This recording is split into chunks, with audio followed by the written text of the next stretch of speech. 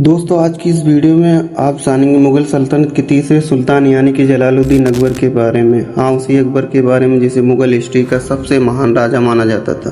दोस्तों भारत में मुगल सल्तनत की बुनियाद भले ही अकबर के दादा यानी कि जहीरुद्दीन बाबर ने रखी थी, लेकिन मुगल सल्तनत की नींव को मजबूत करने वाले इंसान का नाम जलालुद्दीन अकबर ही था।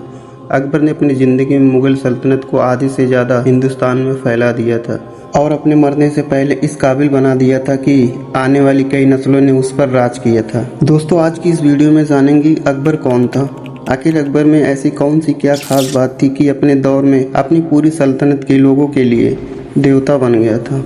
लोग उसके दरबार में आके मन्नतें मांगा करते थे, लोग उसके सामने आकर अपने सरों को झुकाया करते थे, यहाँ तक कि वो अपनी सल्तनत में रहने वाले लोगों के नज़रों में इतना बाइज्जत और कीमती हो चुका था कि उसने एक अपना अलग धर्म बना लिया था। और इन तमाम चीज़ों की वजह से ही उसका नाम हमेशा हमेशा के लिए अकबर द ग्रेट पड़ गया था। साथ ही साथ हम जानेंगे कि आखिर हल्दी घाटी के युद्ध में क्या हुआ था। आज भी बहुत से लोग हल्दी घाटी के युद्ध के बारे में बहुत सी अफवाहें फैलाते हैं। कोई कहता है कि हल्दी घाटी का युद्ध अकबर ने जीता था, तो कोई कहता है कि महाराणा प्रताप ने जीता था। आज की इस वीडियो में हम आपको उस युद्ध की सच्चाई बताएंगे। फ्यूचर बेस्ट 2.0 के एक नए एपिसोड में आप सभी का स्वागत है। मेरा नाम अवनीश है। वीडियो में शुरू करने से पहले मेरी आपसे एक छोटी सी गुजारिश है, नए आने वाले दोस्त चैनल को सब्सक्राइब करके साथ में ही बेल आइकन प्रेस करें ताकि हमारी नॉलेजेबल वीडियो और हिस्ट्रिकल वीडियो आप तक सबसे पहले पहुँचती रहे। दोस्तों अकबर का जन्म 15 अक्टूबर 1942 को उमरकोट के इलाके में उस वक्त हुई थी जब अकबर के वालिद यानी कि नसीरुद्दीन हुमायूं शेरशाह सूरी के हाथों अपनी सल्तनत गंवाने के बाद जंगलों में भटक रहे थे। क्योंकि हुमायूं के वालिद उस दौर में जंगलों में भटका करते थे, इस वजह से अकबर की परवरिश अकबर के चचा कामरान मिर्जा ने की थी, जो काबुल इलाके के गवर्नर हुआ करते थे। अकबर के बारे में इतिहासकार ये मानते हैं कि बचपन से ही अकबर बहुत ही ज़हीर और बहुत तेज था, लेकिन अकबर को ज़्यादा बराबर भी पढ़ने लिखने का शौक नहीं था। पढ़ाई लिखाई से अकबर दूर भागा करता था, लेकिन हुनरमंद इतना था कि उसने 10 साल की छोटी उम्र से भी पहले ही तलवारबाजी, नेजाबाजी, घुड़सवारी जैसे चीज़ें बहुत ही अच्छी तरीके से सीख ली थी। वो छोटी उम्र में ही अपने से बड़े बड़े उम्र के लोगों को कुश्ती में चैलेंज किया करता था। और हैरानी की बात तो ये है कि उन बड़े बड़े लोगों को अकबर इतनी कम उम्र में हरा दिया करता था। आखिरकार 1555 में अकबर के वालिद हुमायूं ने सूरी खानदान से अपनी दिल्ली सल्तनत को दोबारा से छीन लिया था। जिस वक्त हुमायूं ने अपनी सल्तनत दोबारा से हासिल किया था, उस वक्त अकबर की उम्र 13 साल थी। ठीक उसके 1 साल बाद ही हुमायूं की अपनी लाइब्रेरी की सीढ़ियों से गिरकर मौत हो गई थी। जिस वक्त हुमायूं की मौत हुई उस वक्त अकबर की उम्र 13 साल थी। हुमायूं की मौत के बाद मुगल दरबार में रहने वाले लोगों को ये डर सताने लगा था कि कहीं मुगल सल्तनत में बगावत न शुरू हो जाए। यकीनन यह डर सच साबित हुआ। धीरे धीरे जगह जगह से बगावत उठना शुरू हो गई। हुमायूं का एक बहुत वफादार सिपाही और दोस्त था जिसका नाम बैरम खान था। उसने वक्त को भापते हुए एक सही फैसला लिया और हुमायूं के सिर्फ 14 साल के एक नासमझ बेटे यानी कि अकबर को अगला सुल्तान घोषित कर दिया था।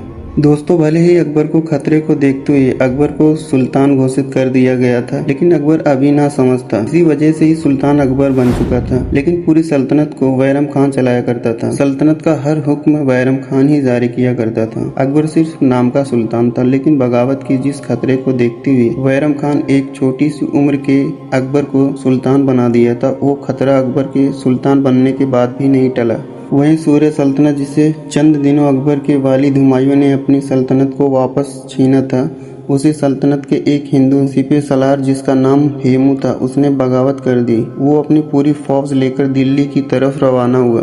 दूसरी तरफ मुगल सल्तनत चलाने वाले बैरम खान को जब इस बात की खबर हुई कि हेमू अपनी बड़ी फौज लेकर हमारी सल्तनत की तरफ रवाना हो गया है, तो वो भी अपनी फौज लेकर दिल्ली से रवाना हो गया। दोनों फौजों का आमना सामना पानीपत के ऐतिहासिक मैदान में हुआ।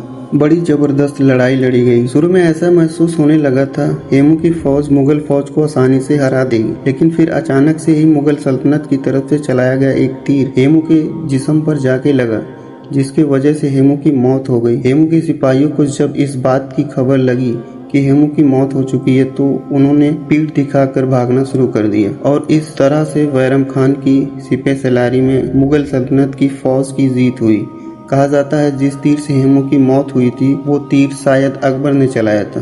दोस्तों 1556 से लेकर 1560 तक यानी तकरीबन 4 साल तक अकबर भले ही शहंशाह की गद्दी पर बैठा रहा, लेकिन पूरी सल्तनत को बैरम खान ही चलाया करता रहा। लेकिन जब धीरे धीरे अकबर की उम्र 17 से 18 वर्ष की हुई और अकबर समझदार हुआ तो अकबर को यह महसूस होने लगा कि मुझे बैरम खान गलत तरीके से कंट्रोल करने की कोशिश कर रहा है, क्योंकि बैरम खान बहुत ही फैसले ऐसे ही खुद जारी कर दिया करता था जिस पर अकबर राजी नहीं हुआ करता था। जाहिर है कि जब अकबर समझदार हो चुका था इसलिए वो भी चुप बैठने वाला नहीं था। अकबर को जब महसूस हुआ कि बैरम खान की तरफ से पानी सर से ऊपर जा चुका है तो उसने बैरम खान को वजीर आजम के पद से हटा दिया और बैरम खान को बहुत सारा माल दौलत देकर ये मशवरा दिया कि आवाज करने चले जाएं, क्योंकि भले ही अकबर सियासी मामले में बैरम खान से मुखालिफ हो चुका था लेकिन वो बैरम खान की बहुत इज्जत किया करता था। बैरम खान को बाबा कहा करता था, क्योंकि जाहिर है कि बैरम खान ने उसकी 3 से 4 साल परवरिश की थी। अकबर ने जब बैरम खान को वजीर आजम की पोस्ट से हटा दिया था तो ये बात बैरम खान को बड़ी नागवार गुजरी थी, क्योंकि बैरम खान ये सोचता था कि अकबर अभी भी नादान है, इसीलिए उसने ये अजीब सा फैसला लिया है। लिहाजा बैरम खान ने अकबर के खिलाफ बगावत कर दी। लेकिन क्योंकि अकबर समझदार हो चुका था उसने चंद लम्हों में ही बैरम खान को शिकस्त दे दी। अकबर के सिपाही बैरम खान को पकड़कर अकबर के सामने लेकर आए, क्योंकि अकबर बैरम खान की बहुत इज्जत किया करता था।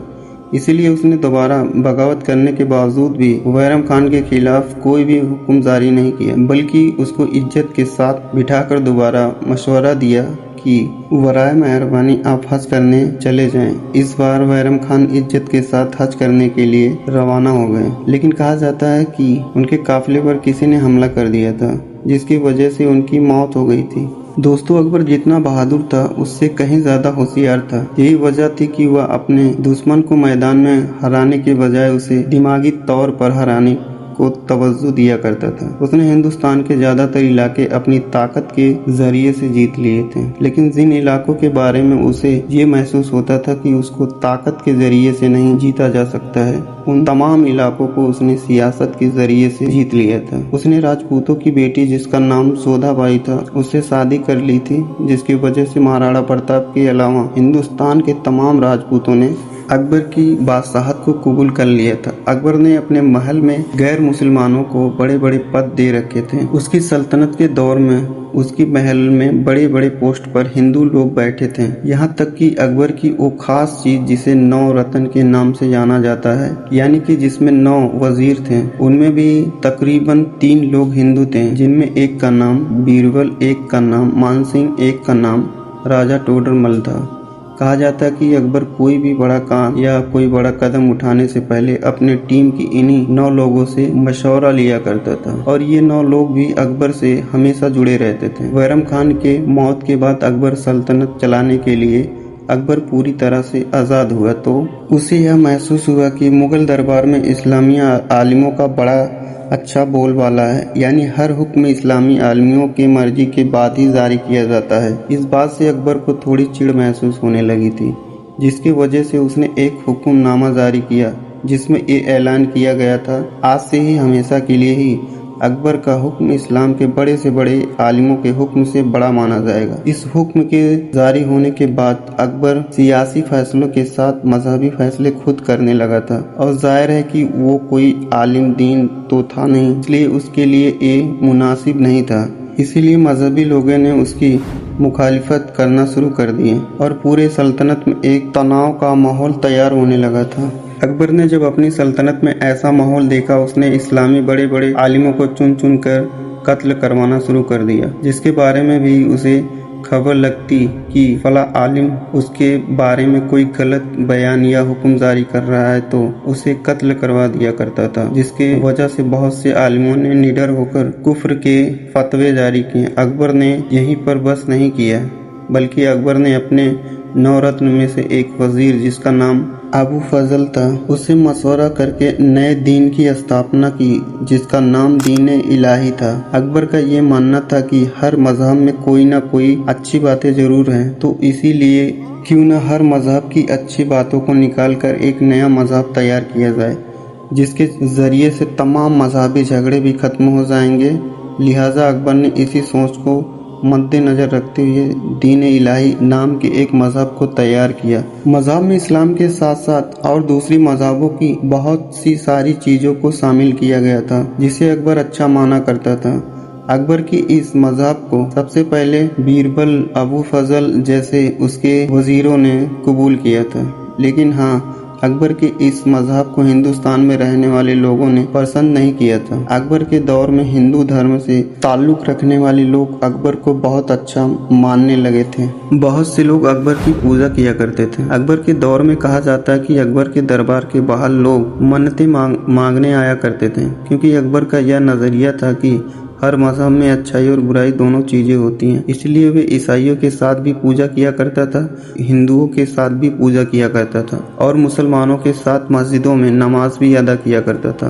दोस्तों, अगर बात किया जाए हल्दी घाटी जंग के बारे में, आखिर हल्दी घाटी की जंग जीता कौन था, महाराणा या अकबर? जैसे मैंने आपको शुरू में बताया था कि महाराणा प्रताप के अलावा हिंदुस्तान के तमाम राजपूतों ने अकबर के बहादुरी और होशियारी को देखकर अकबर की बादशाहत को कबूल कर लिया था। लेकिन महाराणा प्रताप एक ही ऐसे राजा थे जो आखिर तक अकबर को बादशाह मानने के लिए तैयार नहीं थे। भले ही महाराणा प्रताप अकबर के खिलाफ कामयाब नहीं हो पाए, लेकिन वे अपनी आखिरी जिंदगी तक अकबर के खिलाफ लड़ते रहे, जिससे यकीनन उनकी बहादुरी साबित होती है। तो आज बहुत से ऐसे लोग हल्दी घाटी के उस युद्ध को हिंदू वर्सेस मुस्लिम के तौर पे देखते हैं, लेकिन सच्चाई इसके उलट है। आपको जान के शायद थोड़ी हैरानी होगी, जिस वक्त महाराणा प्रताप की जंग मुगलों से हुई थी, उस वक्त मुगल फौज में अकबर खुद मौजूद नहीं था, बल्कि अकबर की फौज को उस वक्त अकबर के खास 9 वजीरों में से एक वजीर, जिसका नाम मान सिंह था, वो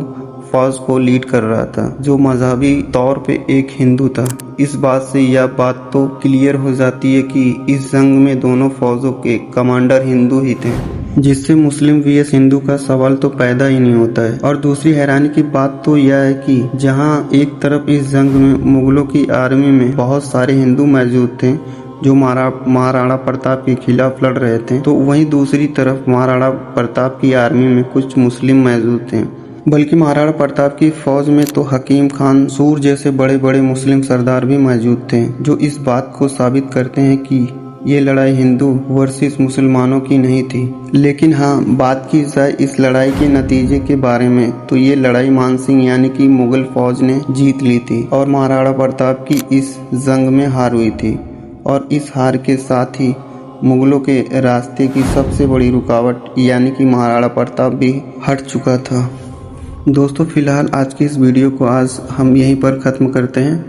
अगर हमारी वीडियो नॉलेजेबल और हेल्पफुल लगी हो तो चैनल को सब्सक्राइब ज़रूर करें और हमें ज़्यादा से ज़्यादा सपोर्ट करें, वीडियो को लाइक करें और मिलते हैं ऐसे ही एक खास वीडियो में। तब तक के लिए खुश रहें, मस्त रहें।